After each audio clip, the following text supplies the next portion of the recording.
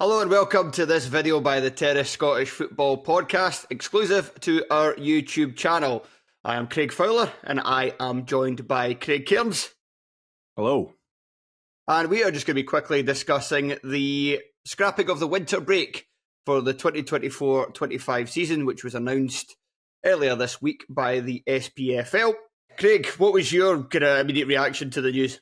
I feel like the winter break here is a bit of a confused thing. I'd say broadly I am in favour of it. I think I would probably want to hear more from managers and players before I've fully made up my decision. I think from what I can tell, it works in a number of ways. From things like the pitch is given a couple of extra weeks to settle. Now, I know that some people seem to think that we're trying to put in a winter break to sort of work against some of the bad weather. That's not what they're trying to do. And I mean, you may as well just cancel the entire season if you're trying to stay away from bad weather. We get storms in fucking July and things like that. So, yeah. Games can be a washout. Scotland against Georgia being a prime example last year. Exactly. Games. I mean, things can be, especially with how extreme the weather cycles have been recently. It's nothing to do with weather. It's to do with there's a sporting argument there, whether players like need or it's beneficial to have that rest. From what I can tell in the arguments I've seen in the past, that is beneficial, and that's why lots of other countries do it. That's the main reason why I'm in favour of it, because it helps basically the people who are putting on the entertainment, the people who it affects most. So yeah, and I think these decisions are kind of made by they're made by the clubs and the directors and things like that, and not by the players. I feel I do feel like what the players want gets lost in this a bit. I do think that sort of related to it, I think things do need to change. I think there's too much football. I think I know that then the response to that is, oh, well, what would you get rid of and all that. But I think we need a fundamental shake-up. I think that's across the board. I think that's globally. I don't think that's just in Scotland. We're probably not as guilty of cramming as much fixtures in as a few other countries. But yeah, I think I welcome that it's sort of shortening the season a little bit. It seems to be a bit more reasonable start and end dates with them getting rid of the winter break. But I do wonder whether we're losing something. I wonder whether it is good for our game. And I was speaking to Tony Docherty about it recently, and he seemed pretty on board with it as well. This was before it was being scrapped or whatever. We weren't having that conversation. I was just asking whether he liked it or not.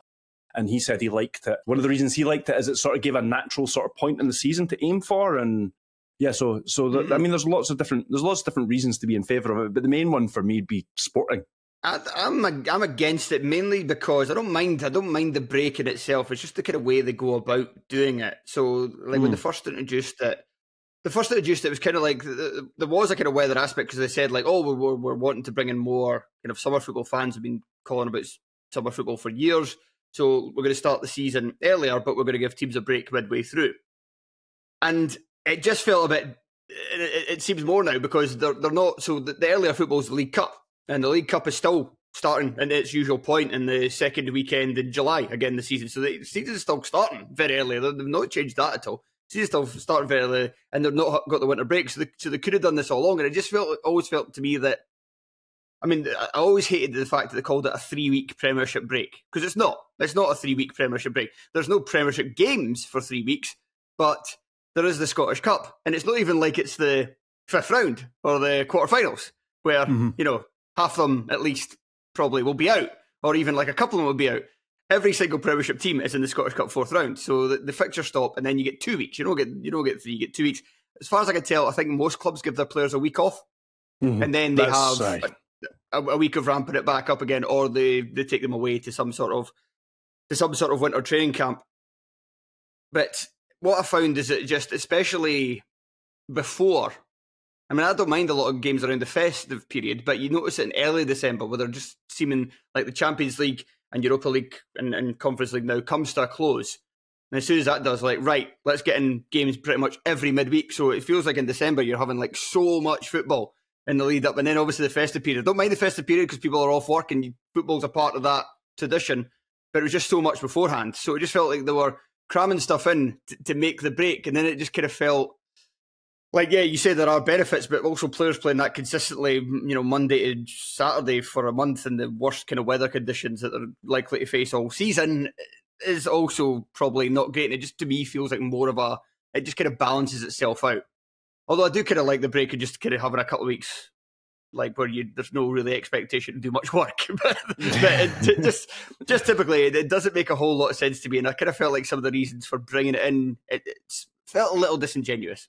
Yeah, I mean, there's a lot there that I don't disagree with. I'm not a fan of having it if it causes fixture congestion. You said in December, it does it for the end of January as well. There's a midweek one there as well. The end of January into the start of February, it's just chock-a-block with midweek games until, as you said, the European competition starts up again. So, yeah, that just goes back to which is a separate argument. I think there's too much football across the board. I think there's too much televised football. I think there's too much football, and I think we could probably do better. And then, like, obviously, like the big argument against that is like financial and stuff. But I think like we have to get on board with football all the time, and that's kind of what they've done as well with when they introduced the League Cup group stages. Because now, I mean, what is it? So next season, so the campaign. Say the following season will kick off at a similar time, so that'll be the League Cup starting in the final. I love this. The final 3 weekends of July. Typically, there's only 4. So like the second weekend in July, most of the time. So that's where they'll start, and the season will finish on the 25th of May. So you're only like there's only like what's that 7 weeks, 6-7 weeks with no football, and you're just like it's just following. I don't blame them that for because they're following the global trend of non-stop football all the time. Yeah. And it feels like, I was thinking about this earlier, it feels like there's more, because I'm a bit fatigued by it. I know you are as well, that's kind of what you're saying. I know like some fans are, but it's a difficult one because there's more of a social pressure to keep up with it all. Mm-hmm. Like, it's not like, so like, football fatigue, it's not the same thing as superhero fatigue with all these Marvel films, because yeah, there are a lot of people who are just daft for that stuff and will go watch anything regardless, and they'll make so much money even if it's shit. But if you decide, I can't be bothered with this anymore, I'm not going to go to see the Marvel films, that's not as big a deal in your life. You'll know so many more people in your life that won't give a shit. There's so many people that we grow up with, like you make friends, like you stay friends through football. And then if you take like a month off, imagine you take a month off football, you don't watch it, you don't watch your local team, you don't bother about any results, you just have a wee break for it all. You're like, okay, that's fine, I'll do some other things for a month. Imagine coming back to that. It's just like, imagine saying to your friends you're going to do it in the first place. Like, who the hell is this weirdo? Well, I kind of did a wee bit when I moved to Canada, and I know Tony had similar experiences in Australia. But yeah, you just cannot keep up with things the same way, no matter. Even when you try from that distance, it's just impossible. So it's like you come back to a different sort of landscape of the sport. But it is so. I mean, I love it. I love it for all the storylines and all the drama, and then obviously for the sport itself, for the entertainment of the sport itself. But yeah, I think, and this isn't a new argument. There's lots of people saying this, but I think we're reaching some sort of point where it's like, what the fuck are we doing here, man? And it goes right to the top, because FIFA, is it from 2025, the Club World Cup's going to become like a big fucking tournament and all that kind of stuff. It's like, do we need another big summer tournament? Do we need more money? Do we really need more money? How much more? I mean, you've got 6 billion in reserve or so. How much more money do you need? Sorry. When it comes to FIFA, there's not enough. They've already got Scrooge McDuck levels of fortune that they dive into that swimming pool very constantly, but they need more. Need a bigger swimming pool of money to dive into. Craig, think of the poor FIFA folk who, you know, they can only afford one private jet. I mean, that's really tough going, isn't it? One thing, well, I like the scrapping of the winter break anyway, but another thing that I quite liked about it, and the SPFL were kind of lamenting the loss of the winter break and the fact that there's because of the expanded Champions League tournaments and Europa League tournaments, they go stretch until January, and it means there's less midweeks now. But part of this is also trying to find the midweek dates. It means they've moved the League Cup quarterfinals to a weekend, which I actually quite like. Now, there is part of me that does like the traditionalism of a midweek quarterfinal, because there's just kind of many games I can think of, like under the lights, like Motherwell scudding Aberdeen, Hearts beating Motherwell in a 4-2, really great game at Tynecastle. I'm sure there's other examples that are just not coming to mind, which has been really good football, and it's Dominic Malonga waltzing through an entire Aberdeen team. Yes, that's a good shout as well.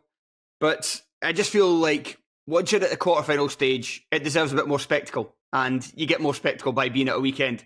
And it was years ago, because remember, years and years ago, we used to have semi-finals for the League Cup during midweek, and just nobody cared, because it was just oh god, because it was most of the time they still insisted on having them at Hampden, so you have to traipse through Hampden in a midweek rather than a weekend. It just made it a lot kind of more difficult for a lot of fans.